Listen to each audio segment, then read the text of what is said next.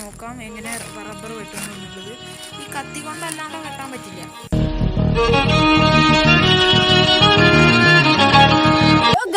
Crazy Navi വ്ളോഗ്സിന്റെ പുതിയൊരു വീഡിയോയിലോട്ട് സ്വാഗതം. ഞാനിന്ന് വന്നിട്ടുള്ളത് റബ്ബർ വെട്ടുന്നതും പാലെടുക്കുന്നതും പിന്നെ റബ്ബർ ഷീറ്റ് അടിക്കുന്നതും ഒക്കെയാണ് നമ്മൾ ഈ വീഡിയോയിൽ ഉൾപ്പെടുത്തുന്നത്. അപ്പോൾ ഇഷ്ടപ്പെട്ടെങ്കിൽ ലൈക്ക് ചെയ്യൂ, ഷെയർ ചെയ്യൂ, സബ്സ്ക്രൈബ് ചെയ്യൂ, തൊട്ടടുത്തുള്ള ബെല്ലൈക്കൺ എനേബിൾ ചെയ്യുകയാണെങ്കിൽ ഞാനൊരു നല്ല വീഡിയോസും എൻ്റെ നോട്ടിഫിക്കേഷനായിട്ട് വരുന്നതായിരിക്കും. അപ്പോൾ നിങ്ങൾക്ക് നോക്കിയാൽ തന്നെ അറിയാം, നമ്മുടെ ഈ റബ്ബർ തോട്ടങ്ങളാണ്, മൊത്തം റബ്ബർ തോട്ടങ്ങളാണ് ഇപ്പോൾ കാണുന്നത്. പ്ലാവുകളാണ്, അതിൻ്റെ ഉള്ളിൽ മൊത്തം റബ്ബറാണ്. അപ്പോൾ ഈ നാട്ടിലത്തെ ആൾക്കാരുടെ മെയിൻ ഒക്യുപ്പേഷൻ തന്നെയാണ് ഈ സംഭവം. അപ്പോൾ വീഡിയോ അവസാനം വരെ കാണാൻ ശ്രമിക്കുക. ലൈക്ക് ചെയ്യുക, ഷെയർ ചെയ്യുക, സബ്സ്ക്രൈബ് ചെയ്യുക, തൊട്ടടുത്തുള്ള ബെല്ലൈക്കൺ എനേബിൾ ചെയ്യുകയാണെങ്കിൽ ഞാനൊരു നല്ല വീഡിയോസ് നിങ്ങൾക്ക് നോട്ടിഫിക്കേഷനായി വരുന്നതായിരിക്കും. ഗൈസ് ഇതാണ് റബ്ബർ വെട്ടുന്ന കത്തി.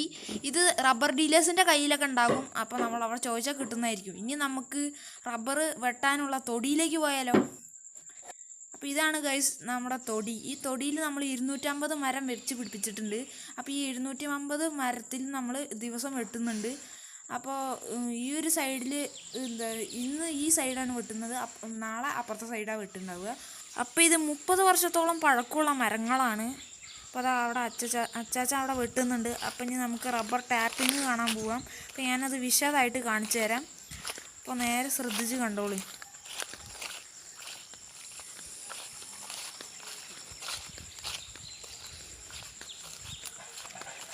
ഗൈസ് അപ്പം ഞാൻ അച്ചാച്ചൻ്റെ അടുത്തേക്ക് എത്തിയിട്ടുണ്ട്. അപ്പോൾ അച്ചാച്ചൻ അടുത്ത മരം വെട്ടാൻ തുടങ്ങിയിട്ടുണ്ട്. അപ്പം ഇനി നമുക്കത് വിശദമായിട്ട് നോക്കാം എങ്ങനെ റബ്ബർ വെട്ടുന്നു എന്നുള്ളത്. ഈ കത്തി കൊണ്ടല്ലാണ്ട് വെട്ടാൻ പറ്റില്ല. ഈ വള്ളിപ്പാൽ, ഈ വലിച്ചെടുക്കുന്ന ഈ പാല് നമ്മൾ അത് ഉണക്കിയിട്ട് നമ്മൾ വിൽക്കാൻ പറ്റും. ഒട്ടുപാൽ എന്നാണ് പറയുക അതിന്.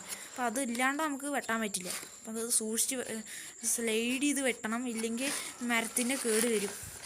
അത് കേടായിട്ടുണ്ടെങ്കിൽ പിന്നെ മരം മുറിച്ച് കളയാനേ പറ്റൂ, കാരണം അത് ഉണങ്ങിപ്പോവും. അത് സൂക്ഷിച്ച് വെട്ടണം. അപ്പോൾ ഇത് ഞങ്ങൾ ഇപ്പോൾ വെട്ടണത് ഒരു 8:30 ആകുമ്പോഴാണ്. അപ്പോൾ ഇനി ഞങ്ങൾ പാലെടുക്കാൻ പോകുന്നത് 10-10:30 ആയിട്ടാണ്. അപ്പോൾ ഞങ്ങൾ ഏകദേശം 2 മണിക്കൂർ ഗ്യാപ്പ് വിട്ടിട്ടാണ് ഈ പാലൊക്കെ എടുക്കുന്നത്. അതുവരെ അപ്പോൾ ഇതിന് പാലിങ്ങനെ ഒറ്റിക്കൊണ്ടിരിക്കും. ഇതാ നമ്മൾ നേരത്തെ കാണിച്ച മരം തന്നെയാണ്. അപ്പോൾ പാലൊക്കെ ഒറ്റാൻ തുടങ്ങിയിട്ടുണ്ട്. ഇനിയിപ്പോൾ നമുക്ക് അടുത്ത മരം ടാപ്പിങ് കാണാം. അപ്പോൾ ഇനി നമുക്ക് നേരെ അങ്ങോട്ട് പോവാം. ഇത് തൊടി, ഇതിപ്പോൾ നമ്മൾ തൊടി നേരെ വിശദമായിട്ട് കാണിച്ചു തരികയാണ്. അപ്പോൾ നമ്മൾ അടുത്ത മരത്തിലോട്ട് പോവാണ്. അപ്പോൾ ഈ ടാപ്പിങ് പഠിക്കാനൊക്കെ രസമാണ്. ഇനി ഞാൻ പറയാൻ പോകുന്ന ക്രൂഷ്യൽ പോയിൻ്റാണ്. അപ്പോൾ ഈ വലിച്ചെടുക്കുന്നത് ഒട്ടുപാലാണ്. അപ്പോൾ ഈ പാലെടുത്തതിന് ശേഷം ചില മരങ്ങളിലൊക്കെ ഇങ്ങനെ പാലൊട്ടിക്കൊണ്ടിരിക്കും. അപ്പോൾ അത് പിറ്റേ ദിവസം ആകുമ്പോഴേക്കും അത് കട്ട പിടിച്ച് ഇങ്ങനെ ഇരിക്കും. അത് ചിരട്ടയ്ക്കും കംപ്ലൈൻ്റ് ആണ്. അപ്പോൾ അത് എടുക്കണം, അത് വിൽക്കാനും പറ്റും ഉണക്കിയിട്ട്. അത് ഈ വള്ളിപ്പാൽ ഇങ്ങനെ വലിക്കുക, നമ്മൾ സ്ലൈഡ് ചെയ്തിട്ട് അങ്ങോട്ട് ചെത്തി വെട്ട്. ഈ കത്തി കൊണ്ടല്ലാണ്ട് ഞാൻ വേറെ വെട്ടാനൊന്നും പറ്റില്ല. മടാൾ വെച്ചിട്ടൊന്നും ഇത് വെട്ടാൻ പറ്റില്ല, മരം കേട് പോവുകയുള്ളൂ. പിന്നെ ഇത് ഒന്നിനും പറ്റില്ല, ഇത് വറകാക്കാൻ തന്നെ പറ്റൂ വേറെ. അപ്പോൾ ഈ മരം ഞങ്ങൾ 10-30 വർഷമായി വെച്ചിട്ടെന്ന് ഞാൻ പറഞ്ഞല്ലോ.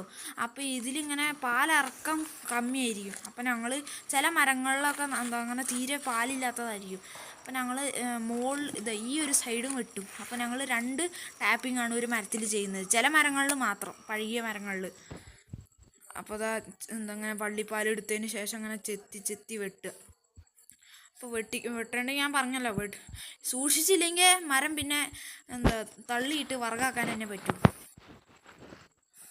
പാല് നമ്മളിപ്പോൾ നല്ല ഒറ്റാൻ തുടങ്ങിയിട്ടുണ്ട്. അപ്പോൾ ഇങ്ങനെയൊക്കെ ചെയ്യണം. അപ്പോൾ ഇങ്ങനെ പഴക്കമുള്ള മരമൊക്കെ ഇങ്ങനെ വെട്ടല്ലാണ്ട് വേറെ വഴിയില്ല. പാല് വരണമെങ്കിൽ ഇങ്ങനെ ചെയ്യണം, 2 ടാപ്പിങ് ചെയ്യണം.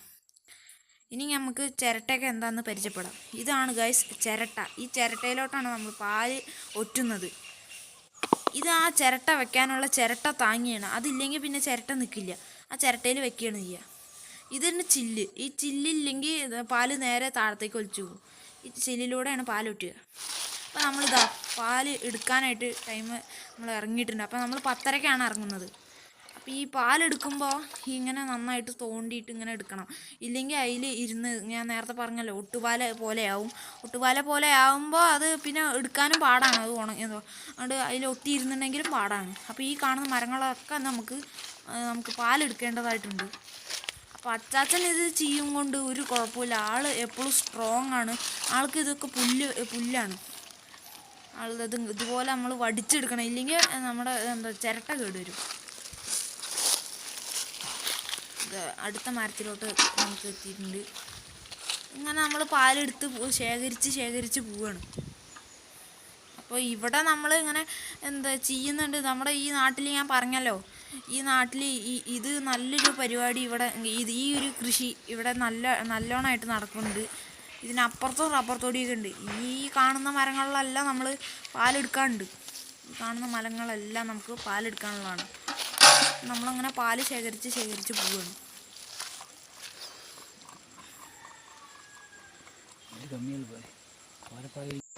ഗായ്സ് അവരിതാ പാലൊക്കെ എടുത്ത് റെഡി ആയിട്ട് വന്നിട്ടുണ്ട്. ഇത് നമ്മൾ എടുത്തു കൊണ്ടിരുമ്പോൾ ആ ഒട്ടുപാൽ അവർ വാഷ് ചെയ്യാണ്. ഇനിയാണ് ഇതിൻ്റെ പ്രോസസ്സ് നടക്കാൻ പോകുന്നത്. ഈ പാലിലേക്ക് നമ്മൾ ക്ലോറിക് ആസിഡ് പാരും. ക്ലോറിക് ആസിഡ് പാർന്നിട്ട് നമ്മൾ നന്നായിട്ട് മിക്സ് ചെയ്യും.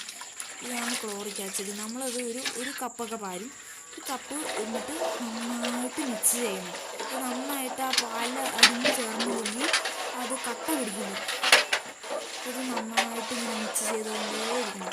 ഈ മിക്സിങ്ങിൻ്റെ ആ ഒരു സാധനമൊക്കെ നമുക്ക് നമ്മുടെ കടയിൽ നിന്ന് കിട്ടും. നമ്മുടെ റബ്ബർ ട്രേഡിങ്ങിൻ്റെ കടകളിൽ കിട്ടും. റബ്ബർ ഡീലേഴ്സിൻ്റെ കയ്യിലുണ്ടാവും. ക്ലോറിക് ആസിഡ് വരെ ഉണ്ടാവും. ഈ ഡിഷ് വരെ അവിടുന്ന് നമുക്ക് കിട്ടും. ഇതാണ് ഷീറ്റ് അടിക്കുന്ന മെഷീൻ. ഇത് 2 തരമുണ്ട്. അത് നമുക്ക് പതിയെ നോക്കാം. അപ്പോൾ ക്ലീനിങ്. അപ്പോൾ ഇങ്ങനെയാണ് ഇതിൻ്റെ പരിപാടി. അപ്പോൾ ഷീറ്റ് അടിക്കുന്നതിൻ്റെ ഇതിലേക്ക് വന്നിട്ടുണ്ട്. ഇപ്പോൾ നമ്മൾ ഇതുപോലെ ആവും. നമ്മൾ ഷീറ്റ് വലിച്ച് ഇങ്ങനെ അടിക്കുമ്പോൾ ഈ ഒരു ഷീറ്റ് നമ്മൾ എക്സാമ്പിളായിട്ട് കാണിച്ചു തരുന്നുണ്ട്. ഈ ഷീറ്റ് നമുക്ക് പാകത്തിൽ വേണ്ട സൈസിലും കാര്യത്തിലൊക്കെ അങ്ങനെ നമ്മൾ നന്നായിട്ട് വലിക്കണം. ഇതിപ്പോൾ നമ്മൾ മിക്സ് ചെയ്ത് വെച്ചതാണ്. ഇനി അതങ്ങനെ ഉണങ്ങാൻ വെക്കുകയാണ്. ഇപ്പം നമ്മൾ അടിച്ചുകൊണ്ടിരിക്കുന്നത് ഇന്നലത്തെ ഷീറ്റാണ്. അപ്പോൾ നമ്മൾ ഒരു ദിവസം ഗ്യാപ്പ് കൊടുക്കുന്നുണ്ട് അത് കട്ട പിടിക്കാൻ. അപ്പോൾ നമ്മൾ അടുത്ത മെഷീനിലോട്ട് കയറിയിട്ടുണ്ട്. അപ്പോൾ ഈ മെഷീനിൽ നമ്മൾ ഷീറ്റ് അടിക്കാൻ തുടങ്ങുകയാണ്. അപ്പോൾ ഈ മെഷീൻ ഇങ്ങനെ ഡിഫറൻസ് വെച്ചിട്ടുണ്ടെങ്കിൽ ഇതിൽ നമ്മൾ വര ഇടും. ആ ഒരു കറങ്ങണയിൽ വര ഉണ്ടാവും. അപ്പോൾ അതിൻ്റെ ഉള്ളിലേക്ക് ഉണങ്ങാൻ വേണ്ടിയിട്ടാണ് ആ വര പോലത്തെ സ്റ്റാമ്പ് ഇതുപോലെ കിട്ടും. അതിൽ നമുക്ക് സൂക്ഷിച്ച് നോക്കിയാൽ കാണുന്നുണ്ടാവും വര കാണുന്നത്.